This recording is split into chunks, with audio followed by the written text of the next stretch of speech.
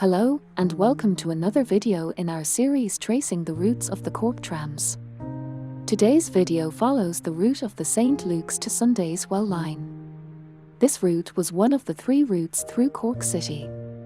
The other 2 being were Blackpool to Douglas line and the Lower Glanmire Road to Blackrock line.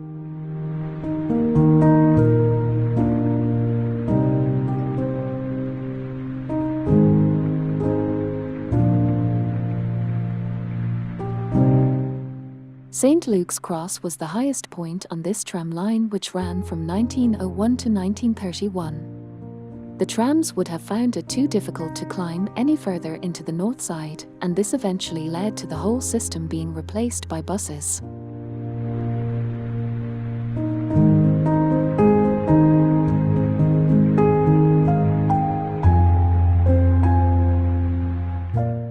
When the trams first arrived on the streets of Cork City, large whiteboards at the front of the trams identified their destination. These had the initials of where the tram was travelling to. For example, this tram would have had SL when facing St Luke's and SW when going to Sundayswell, the direction we are currently travelling.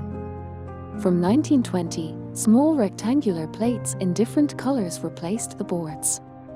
Each displayed the full name of the destination. The name was located on the front and back and also on the sides. The colours used were white for Douglas, Blackrock was brown, Lower Glanmire Road was yellow, Sundayswell and St Luke's were both red and Blackpool was dark blue.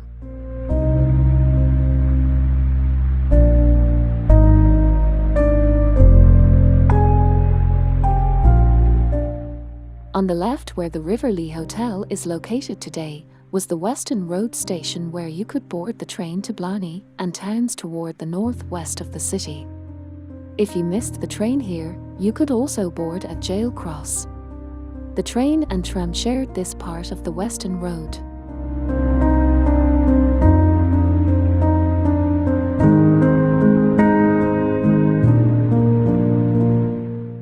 If you want to find out more about the Cork-Blarney train line, I have included a link in the description to a great video called Off the Beaten Track featuring Neil Tobian.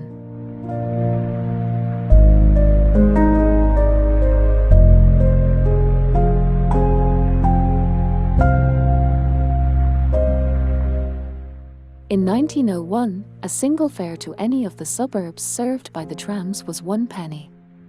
The fare rose up to 3.5 pence by 1910, but had dropped to 2 pence by 1930.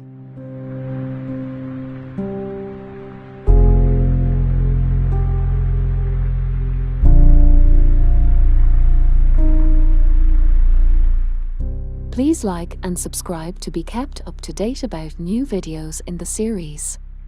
Goodbye.